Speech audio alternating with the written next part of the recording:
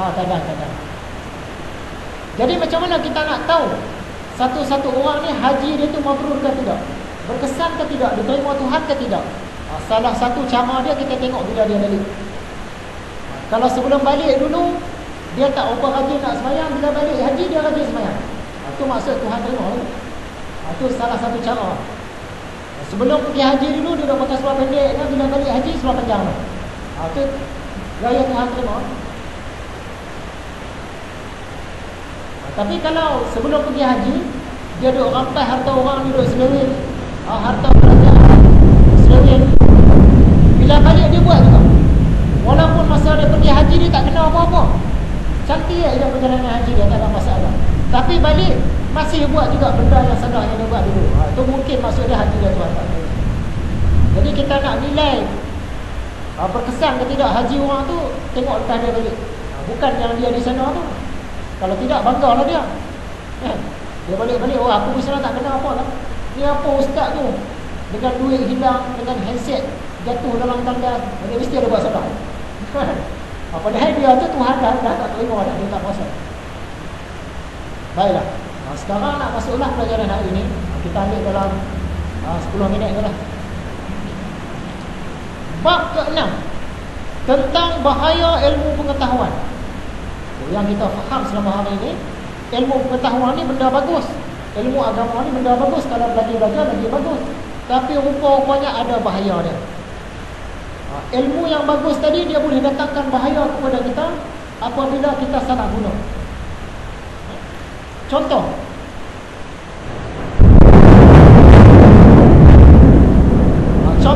kahwin. Kahwin ni benda bagus ke tak bagus? Benda bagus.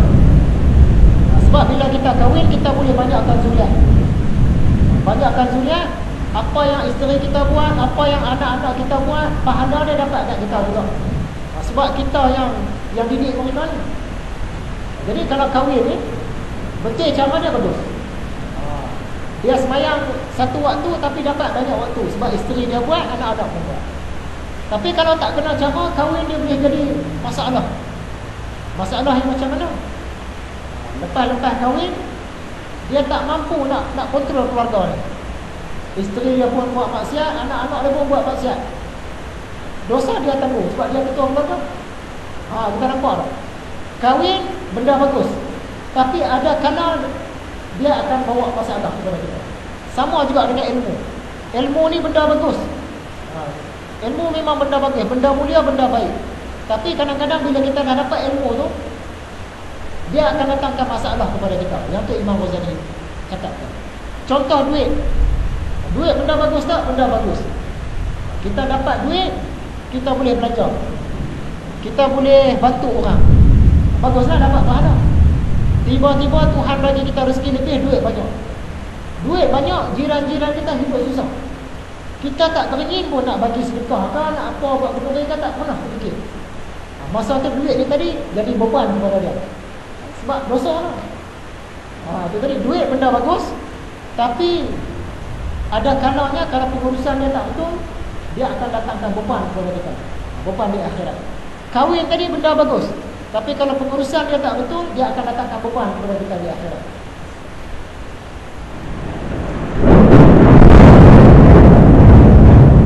Jawatan pun sama. Kita dapat jawatan ketua kampung, jawatan ahli Dewan Undangan Negeri, jawatan khalifah dan lain-lain lah. Dapat jawatan ni bagus. Sebab kita boleh mencorakkan negara, boleh mencorakkan kampung, mencorakkan orang bawahan kita. Apa orang bawahan kita buat, kita dapat pahala. Tapi kalau tak betul cara pengurusannya, orang bawah jadi tak betul disebabkan kita nak kena tanggung semua tu. Kita nak kena tanggung semua. Dinong kita. Jadi ilmu pun sama. Mana-mana ilmu pun bagus. Memang disuruh tuntut kita belajar, wajib belajar. Tapi kalau pengurusan dia tak betul, dia akan jadi bahaya kepada kita. Yang ni nak cerita kan. Kemudian orang bertikai pula, kalau macam tu tak usah belajar. Kalau belajar lagi dapat ilmu tu, jadi tak elok pun tak. Yang tu pandangan yang salah juga. Sebab dah diperintahkan kita belajar, jadi wajib lah kena belajar.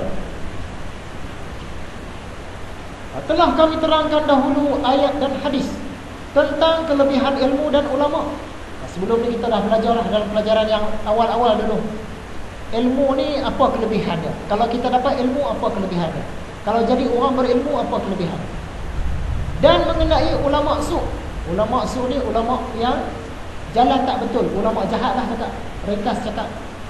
Dan mengenai ulama su, telah datang penegasan yang tegas yang menunjukkan bahawa mereka memperoleh azab yang sangat keras pada hari kiamat dibandingkan dengan orang-orang lain. Orang biasa kalau buat salah, dosa dia mungkin sebesar gunung Uhud. Tapi kalau orang ada ilmu, ulama, dia buat kesalahan yang sama, dosa dia mungkin 7 kali gunung Uhud. Sebab dia orang ada ilmu. Kalau kita curi RM1, mungkin denda yang Tuhan bagi RM200, contohlah. Tapi kalau ulama dia curi RM1, denda yang dia nak kena bayar mungkin RM2,000, sebab dia ada ilmu. Jadi ulama yang jalan tak betul ni disebut ulama su, ulama jahat lah. Ulama jahat ni dia ilmu memang banyak, ilmu agama memang handal, kalah kita. Tapi disebabkan dia tu tak betul jalannya, di hari akhirat nanti dia akan kena siksa lagi teruk daripada kita. Sebab tu kita nanti tengok, jangan, ustaz ni dulu belajar ni. Kenapa dia duduk dalam neraka? Kamu dia ikut pengajaran dia lah selepas ni. Elok kamu masuk syurga, dia duduk dalam neraka.